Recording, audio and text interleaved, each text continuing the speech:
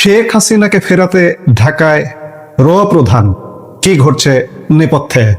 আমি আজকের দিনের আরেক ভাগের ভিডিওতেই হালকা করে একটু তথ্য দিয়েছি যে র প্রধান ঢাকায় এসেছেন। এই মুহূর্তে শুনুন বিস্তারিত। দক্ষিণ এশিয়ার ভূ রাজনীতিতে কি তবে বড় ধরনের কোনো পট পরিবর্তনের ইঙ্গিত পাওয়া যাচ্ছে? একদিকে ঢাকায় নিযুক্ত ভারতীয় হাই কমিশনারের প্রধানমন্ত্রী তারেক রহমানের সঙ্গে এক অত্যন্ত গুরুত্বপূর্ণ বৈঠক, অন্যদিকে কোনো ধরনের আনুষ্ঠানিক ঘোষণা ছাড়াই নীরবে ঢাকায় এসে উপস্থিত হয়েছেন ভারতের প্রভাবশালী বৈদেশিক গোয়েন্দা সংস্থা রয়ের প্রধান পরাগ জৈন।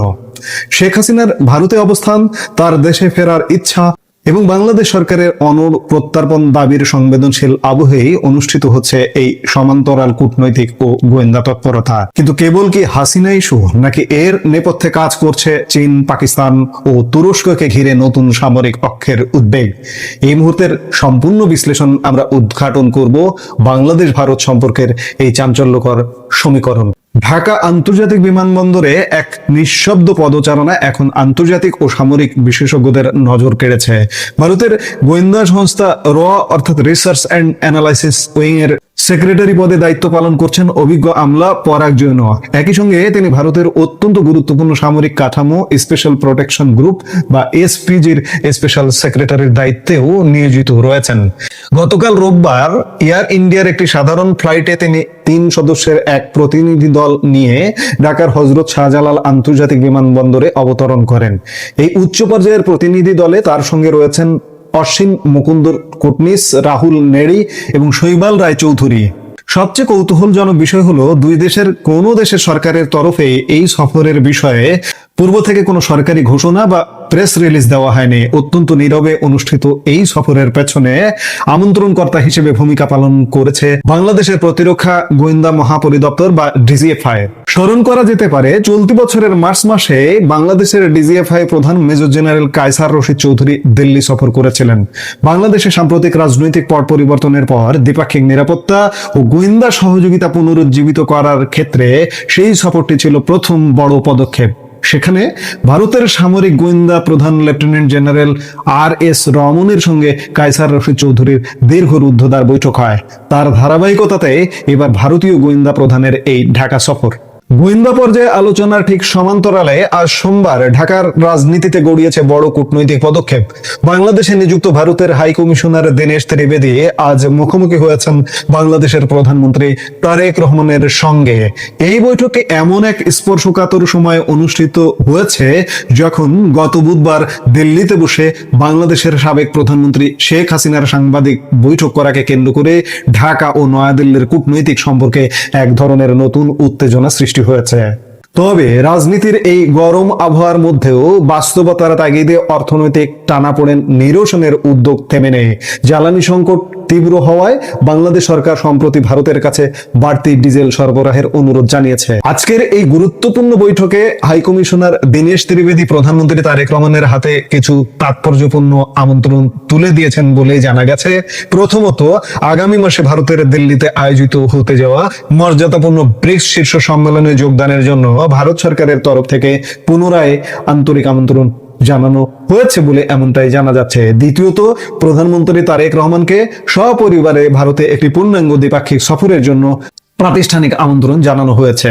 আজ একদিকে যখন রাজনৈতিক ও কূটনৈতিক আলোচনা চলছে, ঠিক তখনই শীর্ষ সামরিক ও গোয়েন্দা কর্মকর্তারা মুখোমুখি বসেছেন দুই দেশের দীর্ঘমেয়াদী নিরাপত্তা রূপরেখা সাজাতে।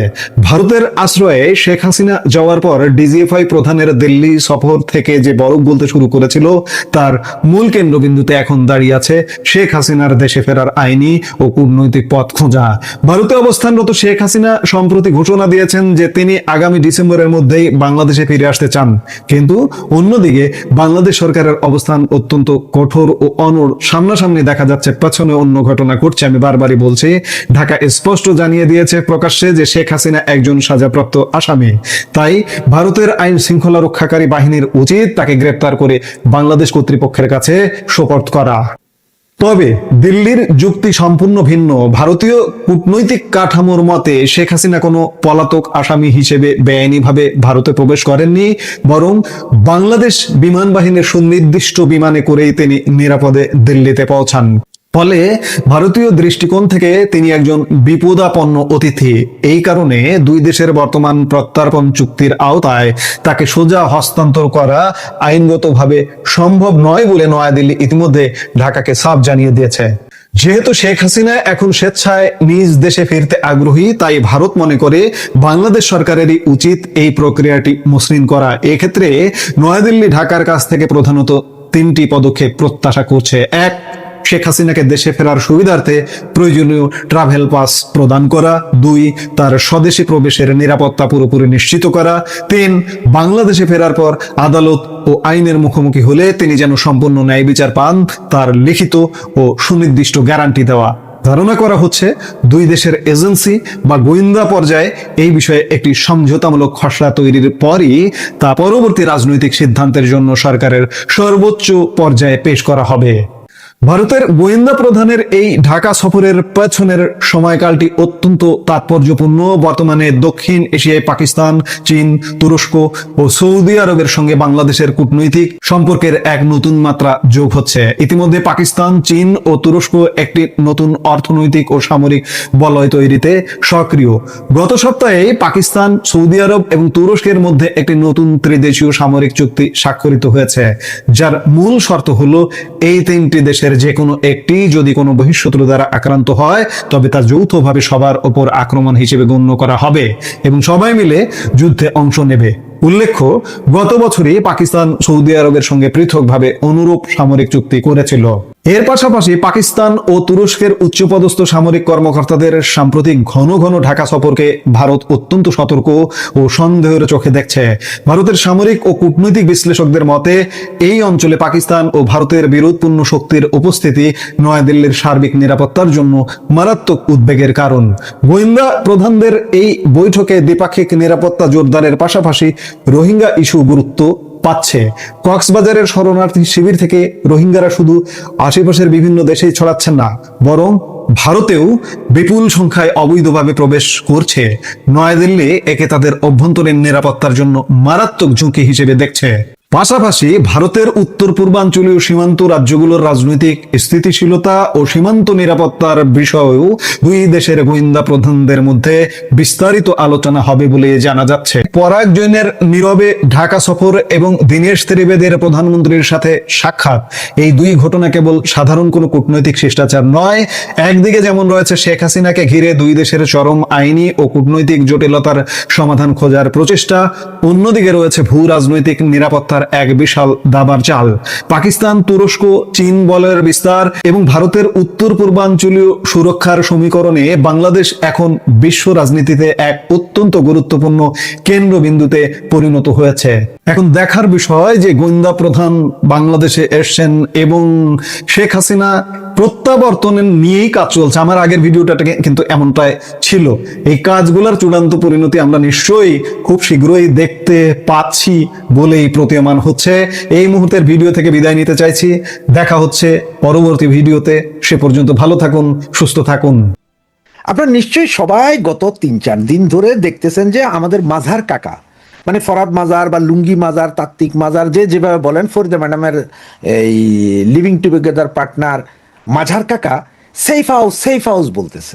একটা কথাই খেয়াল করছেন, উনি বারবার বলছে যে আন্দোলনকারীদের এই নেতা যেমন আপনার সার্জিস, নাহিদ, মাহফুজ, পাটোয়ারি, গাটোয়ারি, চাটোয়ারি যত রকম আছে সবগুলোকে আমেরিকান সেফ হাউসে রাখা হইতো, মগজ ধোলাই করা হইতো। কারণ আপনি একটা জিনিস একটু মিলান তো, মানে আমার মাথায় আসতেছে এটা, সুতরাং আপনাদের মাথায় আসা উচিত এবং আপনারাও একটু চিন্তা করা উচিত বলে আমি মনে করি। অবশ্য এর মধ্যে যদি বলেন যে আমার যুক্তি বা আমার কথাগুলো পাগলের মতো হয়ে যায়, তাহলে আর কিছু বলার নাই আপনাদেরকে। আর ঘটনা হচ্ছে যে পাগল হয়তো তারে বলতে পারেন যে তিতা না মিঠা বুঝে না, ঠিক আছে না? তিতা মিঠা মানে পাগলারাতে জিলাপি দিও না, একটা গান আছে না, ওই গানের মতন। তো পাগলে টেকাও চিনে, পাগলে বেডিও চিনে, আমি দুইটাই চিনি, সুতরাং আমি পাগল না।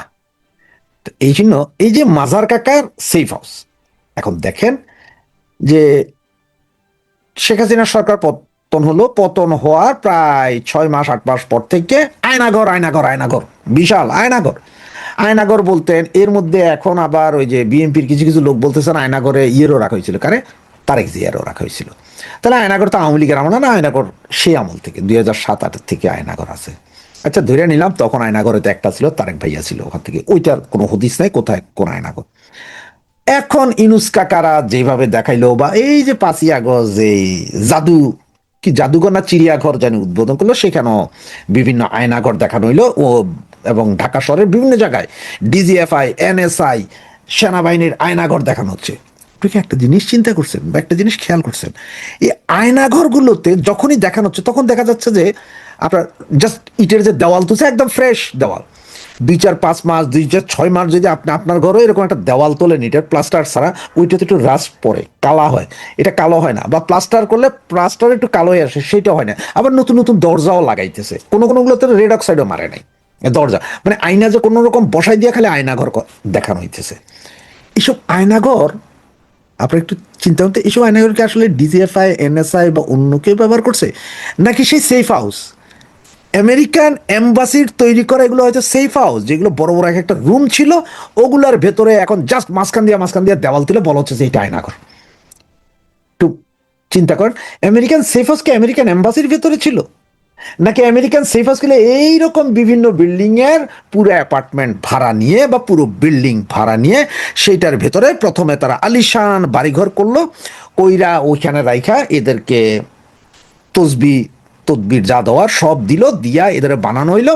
এবং যখনই শেখ হাসিনা সরকারের পতন ঘটলো তখনই এবার করবে কি, এবার ফার্নিচার টার্নিচার সরাও, রিডাকশন নামে বেচা ফেলা, এটা কিনা যায়, পুরানো ফার্নিচার ঢাকাতে প্রচুর বেচা কিনা হয়। এবং এখন সেই অ্যাপার্টমেন্টের দেওয়ালগুলোর মাঝখানে আবার তাড়াহুড়া করে প্লাস্টার বিহীন খালি দেওয়াল তোলো, ছোট ছোট দরজা এগুলো পাওয়া যায়, বানানো পাওয়া যায়, সেখান থেকে আয়না লাগাই দিয়া যে এইগুলো আয়নাঘর ছিল। কয়টা, এই 20-25টা 30টা 50টা 100টা আয়নাঘর ছিল।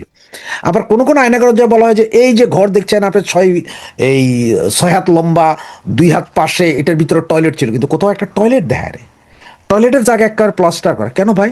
ওই আয়নাঘরের ওই রুমে যদি টয়লেট থাকে আপনি টয়লেট রেখে দিবেন, এগুলো ভাঙবেন কেন? এগুলো তো সব স্মৃতি না, জাদুঘর। আয়নাঘর তো না, এটা তো জাদুঘর, এগুলো তো রাখবেন, এগুলো পাবলিক পয়সা দিয়ে আইসা দেখবে যে কি পরিমাণ টর্চার এই আয়নাঘরে রাইখা রেখা করছে, এগুলো দেখানো উচিত ছিল না। এখন আমার প্রশ্ন হচ্ছে যে এইগুলো কি আসলে কি আয়নাঘর ছিল, নাকি এগুলো সেই আমেরিকার সেফ হাউস ছিল, যার কারণে আমি থাম্বনেল এবং হেডলাইনটা সেইভাবেই দিয়েছি আপনাদেরকে। আপনারা একটা বার একটু মিলান যে আয়নাঘরে যদি হইতো তাহলে সেদিন 5ই আগস্টের পরে 6, 7, 8, 9, 10-এর ভিতরে তোরা সব আয়নাঘর দেখাইতে। আপনাদের একটা জিনিস একটু মনে করে যে সিরিয়া এবং লিবিয়া, কেউ যদি আমার কথা বিশ্বাস না হয় প্লিজ দয়া করে একটু গুগল সার্চ করুন। সিরিয়াতে বাশার আল আসাদ চলে যাওয়ার 7-8 ঘন্টা পর থেকে 3 দিন যাবত বিভিন্ন আয়নাঘর, মায়নাঘর, চায়নাঘর যা যা ছিল এগুলো সবগুলো থেকে যে পাবলিক জায়গা তালা তুলা ভাঙা সবাই বাইর হচ্ছে, আর বাইর থেকে এটা মোবাইল দিয়া, অনেকে মোবাইল দিয়া ভিডিও, ক্যামেরা দেওয়া ভিডিও, মানুষ বেরোচ্ছে, এগুলো দেখাচ্ছে। কিন্তু আওয়ামী লীগ সরকার পতনের পরে এরকম আয়নাঘর থেকে এই যে গোলাম আজমের পুত্র আন্ডারপ্যান্ট সহ বাইর হইতেছে, বা আপনার এই সার্জিস নাহিদ, কুত্তাল বিড়াল যারা আছে তারা বাইর হইতেছে, জুলাই জঙ্গিগুলা বাইর হইতেছে আয়নাঘর থেকে, এইটার একটা ভিডিও ফুটেজ নাই কেন? শুধু আন্দোলনের সময় কখন ওই যে মুগ্ধ খাওয়াবে ওনার আম্মুর দুগ্ধ সবাই রে, উনি কিভাবে গুলি খাইলেন, কোন জায়গা থেকে গুলি মারলেন, এইটা কিন্তু ভিডিও ফুটেজ পুরা আছে, খেয়াল করছেন? হ্যাঁ, এই যে ক্রিমিনাল আবু সাইদ, কুত্তা চোদা আবু সাইদ, হে 2 হাত চিতাইয়া দিয়া আহা বুকে গুলি খাইতেছেন, এই ভিডিও ক্যামেরাম্যান ঠিক টাইম মতোই ছিল। হ্যাঁ, কখন গুলি হবে, কখন উনি পড়বে, কি হিসাবে পড়বে, গুলি কিন্তু দেখা যায়নি।